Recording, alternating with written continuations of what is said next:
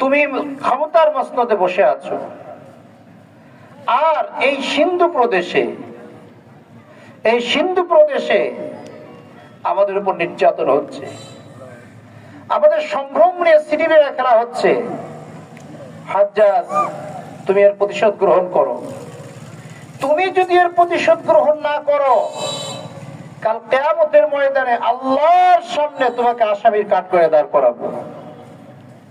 এই চিঠি যখন হাজ্জাজের হাতে গেছে, হাজ্জাজ চিঠিটা রেখে পানি পান করতেছিল, পানির গ্লাস ধরে মারছে। সুরে মেরে ভাতুষ পুত্র মোহাম্মদ বিন কাসেমকে ডাক দিছে।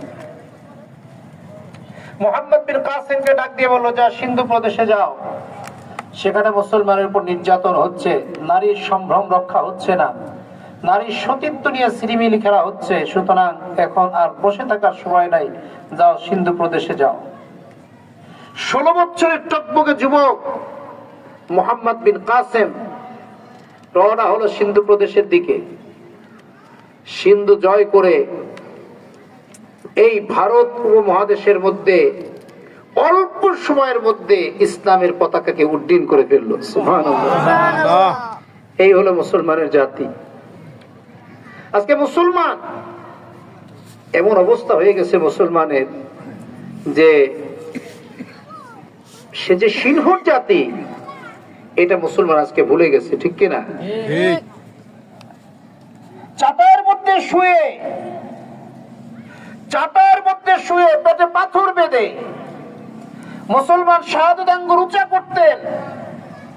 এই পেটে পাথর বাঁধা চাটার উপরে শোয়া মুসলমানের হুঙ্কার দেখে রোম পারস্যের মতো বড় বড় শক্তিরা থরথর করে কাঁপত।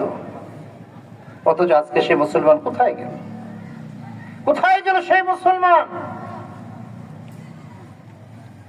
রণাঙ্গনে লড়াই চলতেছে, দীর্ঘদিন যাবত লড়াই চলতেছে।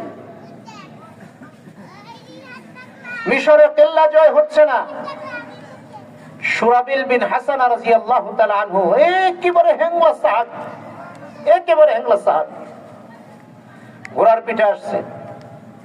ঘোড়ার পিঠে করে এসে 1 সপ্তাহের উপরে যুদ্ধ হচ্ছে, কেল্লা জয় হচ্ছে না। হযরত সুরাহবিল বিন হাসান রাদিয়াল্লাহু তাআলা আনহু এসে শাহাদাত আঙ্গুর উঁচা করলেন।